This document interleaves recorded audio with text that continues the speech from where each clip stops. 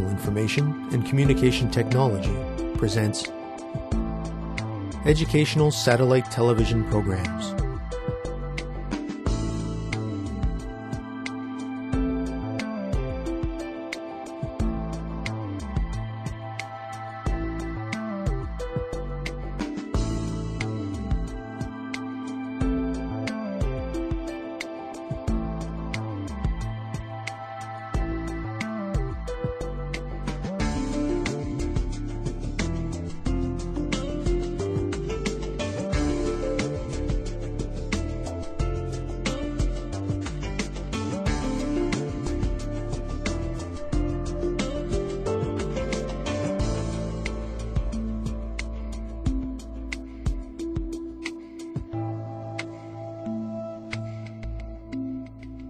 Hello, teacher.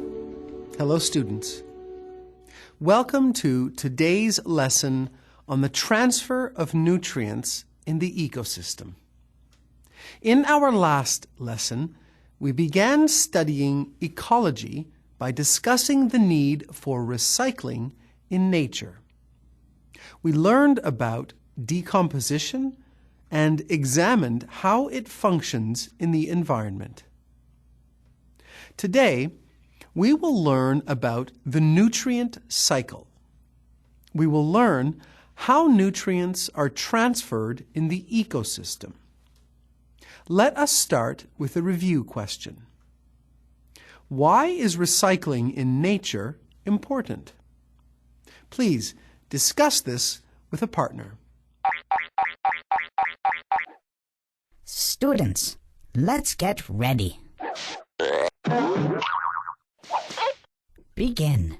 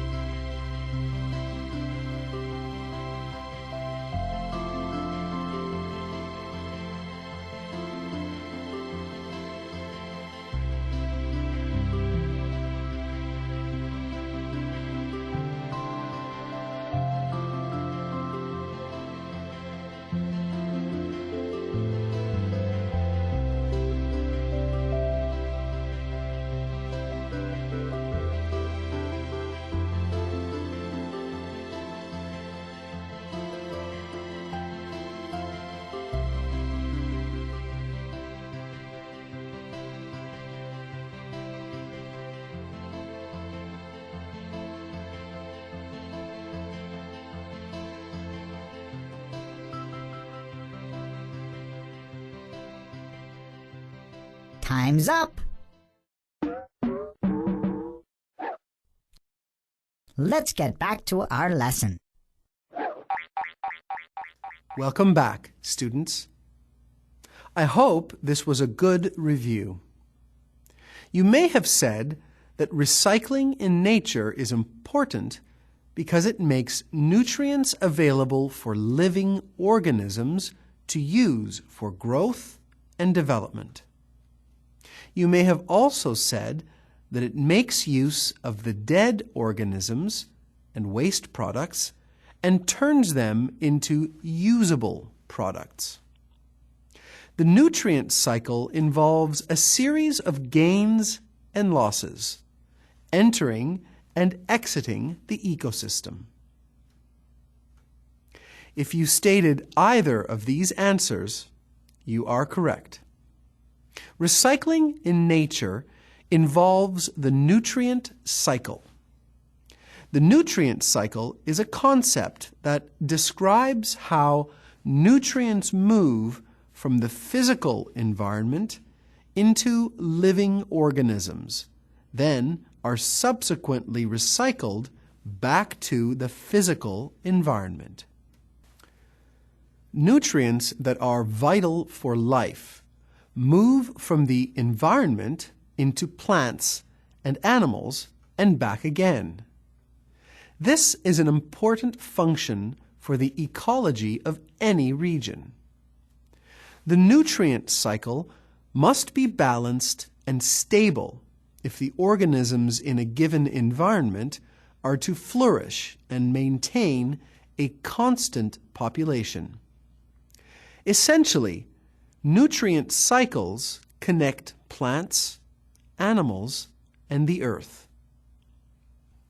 Specific nutrients are studied within the nutrient cycle, as each one has its own particular pattern of cycling.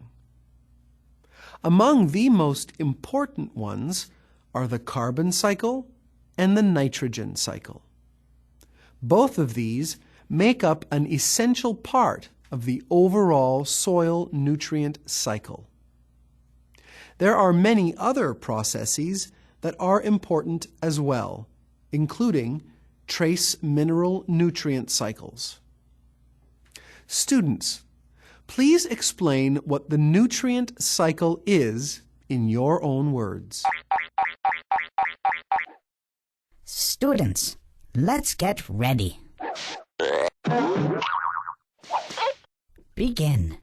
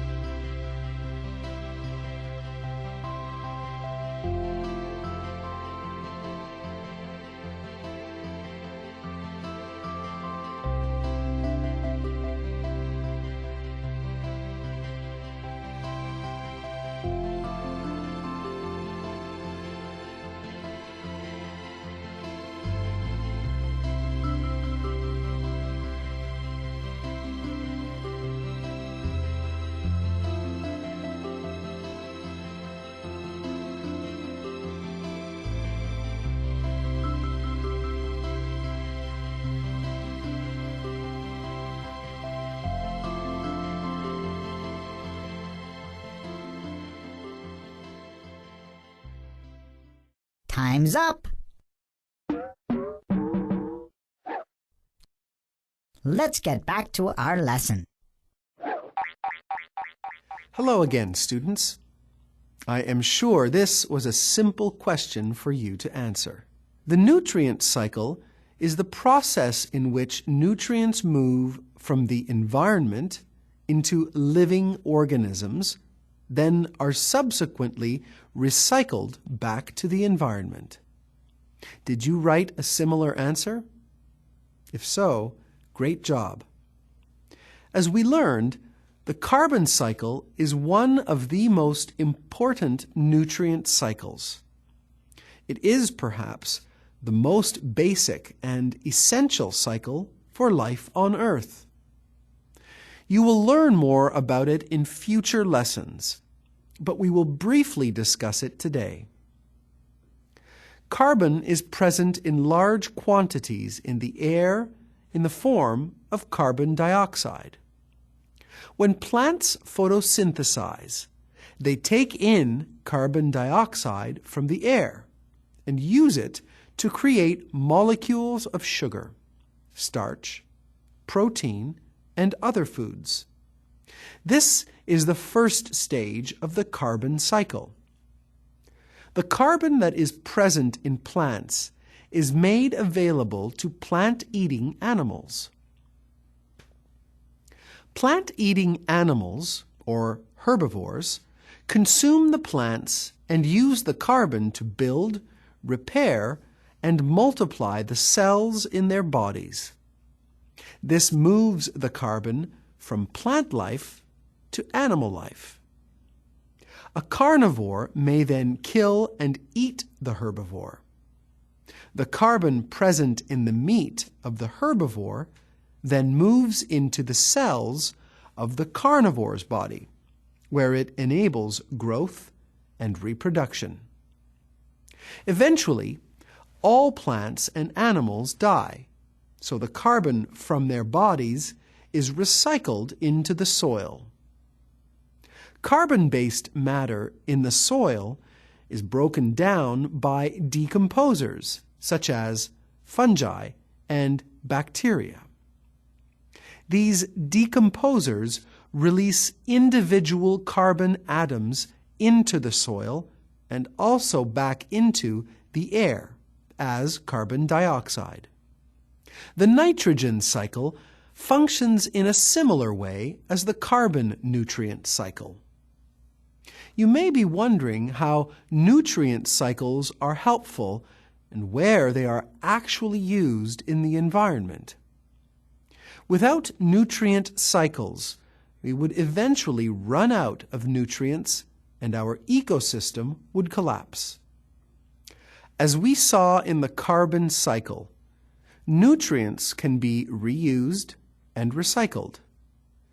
There are many uses of the nutrient cycle that we can see every day, such as in composting and farming. Let us discuss the example of trees as part of the nutrient cycle. Trees take up nutrients, such as calcium and potassium, from the soil through their roots. They store these nutrients in their leaves. When the leaves fall, they are decomposed by bacteria, and the nutrients they contain are released back into the soil.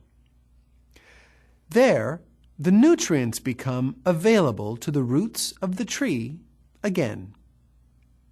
Students, let us do an activity to review what we have just learned. Please determine if the following statements are true or false. Students, let's get ready. Begin.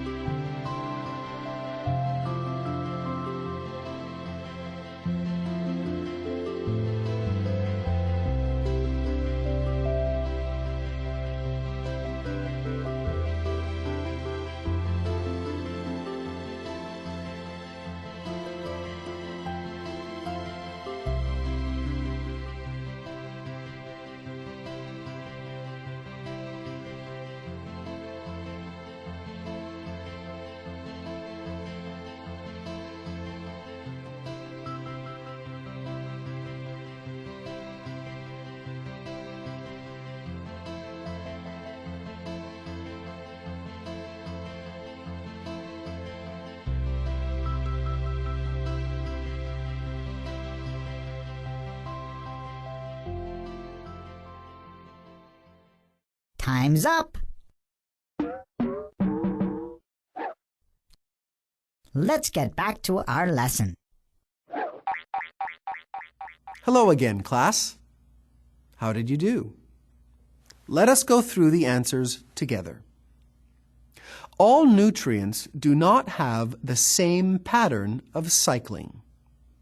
Nutrients go through similar cycles, but each one is unique. Decomposers are not involved in only some nutrient cycles. Decomposers are involved in all nutrient cycles. Plants are a key factor in nutrient cycling. Living animals do produce organic matter that can be used in the nutrient cycle when they produce solid and liquid wastes. Plants and animals are mutually interdependent. If you got every statement correct, fantastic work. This brings us to the end of our lesson. Today, we learned about the nutrient cycle. We learned how nutrients are transferred in the ecosystem, and we briefly discussed the carbon cycle. Until next lesson. Thank you, teacher. Thank you, students.